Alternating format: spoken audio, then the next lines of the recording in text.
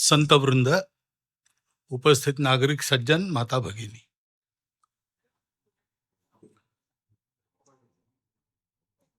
इस कार्यक्रम में आकर मैंने कार्यक्रम का मान नहीं बढ़ाया है। ऐसे कार्यक्रमों में आने से हमारा मान बढ़े न बढ़े, हमारा भान बढ़ता है। एक तरह से चार्जिंग हो जाता है। हमारी यानी मेरी ऐसी योग्यता नहीं है कि प्रमुख स्वामी जी के जीवन के पुस्तक के बारे में मैं आपको कुछ बताऊं। वो यहाँ संत बैठे हैं, उन्हीं की योग्यता है। वो संतों का और एक गुण होता है, परगुण परिमाणु पर्वतीकृत्य नित्यम, ऐसा रहता है। दूसरे में कुछ परमाणु जितना भी गुण रहा तो उसको पहाड़ जैसा बनाकर वो बताते हैं। लेकिन अभी स्वामी जी ने तो वो परमाणु नहीं था तो भी पहाड़ बना दिया। स्वामी जी से मैं मिला तब से पहले उनके दर्शन में ही जो बात ध्यान में आई वो उनका अपनापन।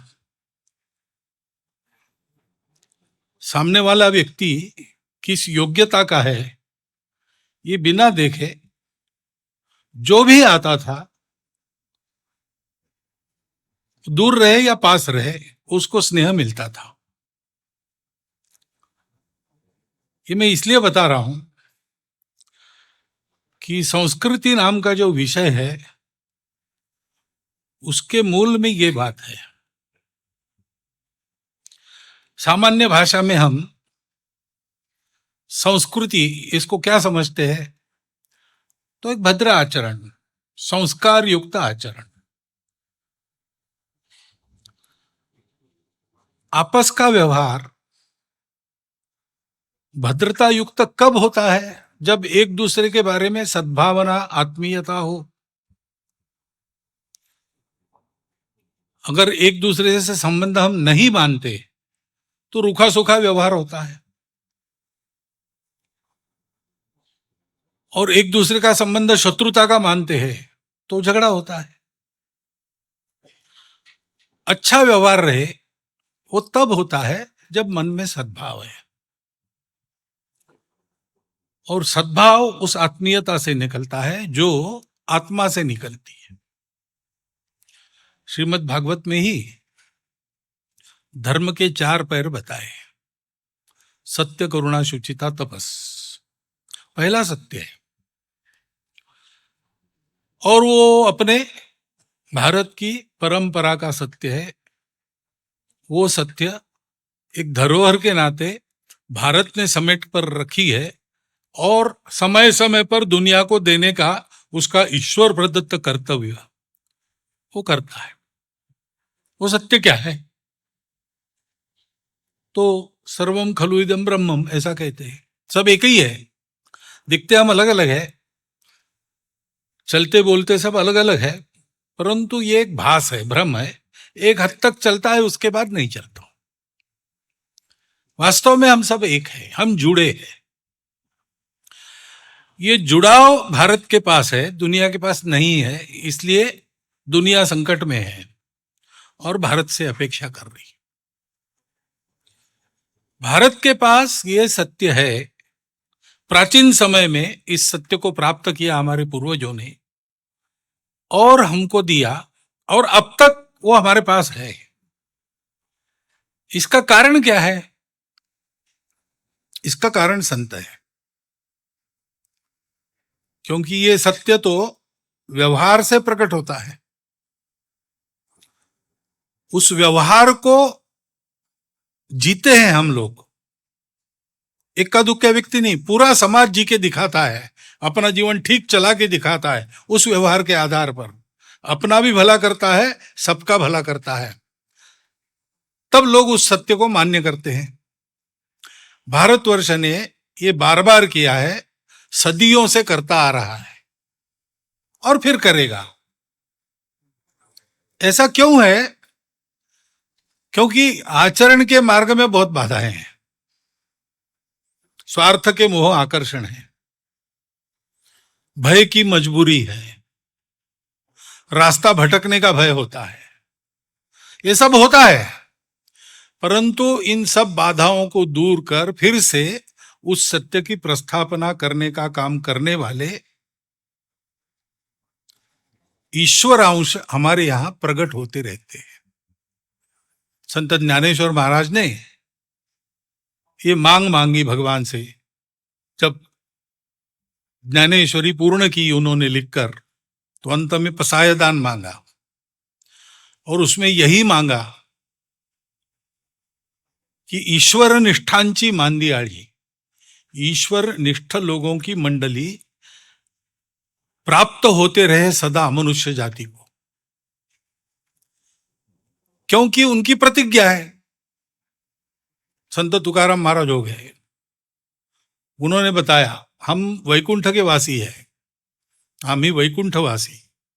यह क्यों आए आलो याची कारणासी, इस कारण से आए, बोलले जे ऋषि साच भावे वर्ताया, ऋषि जो कह गए उसको सही प्रकार से आचरण करके दिखाना। समय बदलता है तो तत्वों का आचरण देशकाल परिस्थिति अनुसार शाश्वत बातों को न बदलते हुए बाहर के व्यवहार में आवश्यक परिवर्तन करके कैसा करना, ये अपने जीवन से बताने वाले संत होते हैं।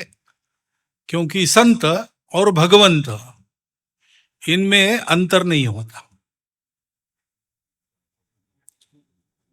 वो एक ही होते हैं और वो प्रत्यक्ष आचरण से सिखाते हैं। प्रमुख स्वामी जी का जीवन ऐसा था। युगों युगों में ऐसे संत कभी कभी अकेले, कभी कभी मंडली के साथ पृथ्वी तल पर अवतरण करके अपनी बात सबको सिखा के निकल जाते हैं। भारतीय संस्कृति की बात है, जीवन व्यवहार कैसा हो तो एकांत में आत्म साधना, लोकांत में परोपकार सेवा। बस एक शब्द में, एक वाक्य में हम समझ सकते हैं। लेकिन ये वाक्य कहना बहुत आसान है, इसको जीना है पूरे जीवन भर, प्रतिपल। वो कैसे करना? अभी जीवन चरित्र आपके पास आया है, उसको आप पढ़िए, आपको पता चलेगा।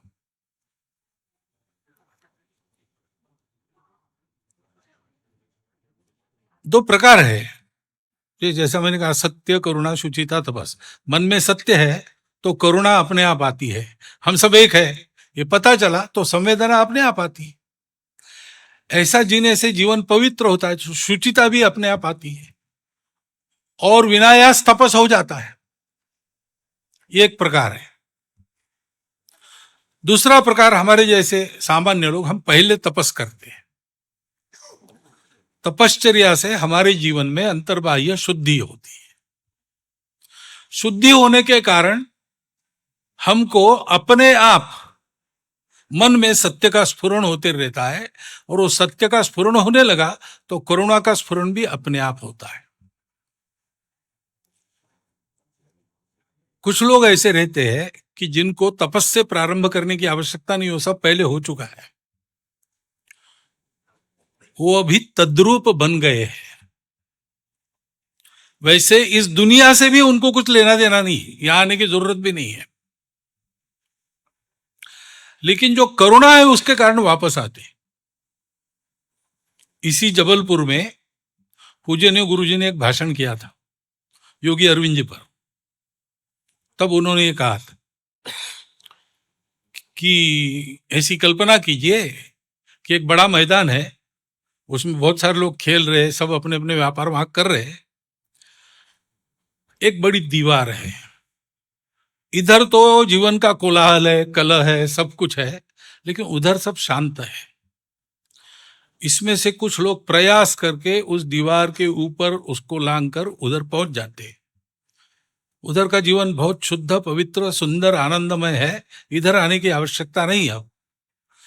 ऐसा होने के बाद भी कुछ लोग फिर से दीवार लांघकर इधर आते हैं, क्योंकि उनके मन में ये करुणा रहती है कि इधर के सब लोगों को उधर ले जाना है। मैं समझता हूं प्रमुख स्वामी जी महाराज ऐसे इस करुणावश उधर से इधर आए हुए दिव्यत्व को प्राप्त ऐसे देवरूप विभूति थे। तो he had already transcended all these things। ये जो जेल है शरीर मन बुद्धि की हमारे चारों ओर, ये जो जेल है भौतिक दिखने वाली दुनिया की, उसको कभी का वो पार कर गए थे, लेकिन हम सबको पार कराना है, इसलिए वो इधर आए थे।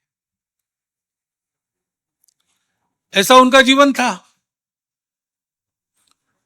और इसलिए उनके जीवन में स्वयं के लिए कुछ है नहीं, जो कुछ है वो सबके लिए है, सबके भलाई के लिए है, सेवा है। और केवल सेवा नहीं, तो सेवित लोग भले मार्ग पर आगे चल पड़े, ऐसा उपदेश भी है, और उपदेश कृति से है। शब्द बहुत सरल है, लेकिन प्रेरणा उनकी ऐसी है कि 2 शब्द सुनने से जीवन बदल जाता, ऐसे अनेक अनुभव भी है। और इसलिए ऐसे संतों का दर्शन करना, उनके जीवन का पठन पाठन करना,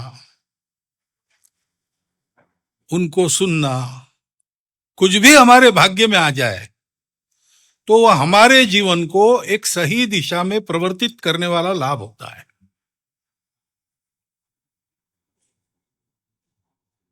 उन्होंने प्रवर्तित किया वह सारा काम है, उनकी उस विरासत को आगे चलाने वाले सब लोग हैं। महंत स्वामी जी महाराज के नेतृत्व में वो भी चल रहे हैं। ऐसे सब स्थानों पे उनका अनुभव होता है, क्योंकि काम करने के लिए देह में अवतरित होना पड़ता है। तो संत आते हैं और रहते हैं, इतना ही कहा है, जाने का नाम नहीं है, क्योंकि जाते नहीं है, वास्तव में आते भी नहीं है, वो होते हैं, वो दिखते हैं कुछ समय हमको, और अदृश्य रहते हैं लेकिन होते हैं, क्योंकि ये उनका जीवन कार्य उनके करुणा के चलते सतत चलते रहता है। और वो सतत चलते रहता है, ये जब हम समझते हैं तो उनके द्वारा दी गई गति हमारी अबाधित रहती है। अपने जीवन के किसी प्रसंग से हम विचलित नहीं होते, क्योंकि हमको पता है कि वो है, और जो उनसे हमने प्राप्त किया वो हम संभाल कर चल रहे कि नहीं, इसका संज्ञान उन्हें हो रहा है। कुछ संकट में हम हैं तो उसका भी संज्ञान उन्हें हो रहा है। सदा सर्वदा देव सन्निध है, हमारे निकट है। ये सब जो उधेड़ बुन में हम पढ़ते और जाते निकलते, वो क्या है, अपनी कृपा से अल्प हमारे धैर्य की परीक्षा लेते लेते चलते हैं हमारे साथ। प्रमुख स्वामी जी ऐसे ही है, ये मेरी श्रद्धा है, मेरा जितना संपर्क आया उससे। और इसलिए जहां भी जाता हूं, अक्षर पुरुषोत्तम वाले मिल गए तो मुझे लगता है अपने लोग हैं, बुलाया तो चले जाता हूं, कार्यक्रम है तो समय निकाल लेता हूं, क्योंकि ये कहीं आने जाने का सवाल नहीं है, एक ऋणानुबंध है अनेक दिनों से चला हुआ। ये सब काम करने वाले एक बड़ा समूह है, उसमें अध्वर्यु हमारे संत समाज के सब लोग हैं, वो कर रहे, और हम लोग जो उतना समझते नहीं, या जीवन में उस प्रकार का व्रतस्थ जीवन जीने का मौका भी नहीं मिलता, सार्वजनिक जीवन में रहना पड़ता है, तो हम क्या कर सकते हैं, तो कम से कम उनका प्रवचन चलता रहे, तब हम डंडा लेके दरवाजे पर पहरा तो दे ही सकते हैं। इसी भूमिका में मैं अकेला नहीं, हम संघ के सब स्वयंसेवक संतों के पास जाते हैं, जाते रहते हैं, और ये भी सेवा ही है हमारी। और हम समझते हैं कि इतनी सी भी सेवा की तो लाभ तो बहुत बड़ा है, सेवा पहुंच जाएगी, छोटी मोटी अच्छी है बुरी है, वो देव पुरुष वो उसका उसका ऐसा ऐसा तोलते नहीं है, बड़ी है कि छोटी है, अच्छी है कि बुरी है। वो देखते हैं भाव को, और भाव प्रामाणिक है तो आपको ज्ञान नहीं है, पुराण मालूम नहीं, वेद मालूम नहीं, कुछ नहीं, तो भी आपके भाव बल के कारण वो आपके सन्निध रहकर आपका उद्धार कर सकते हैं।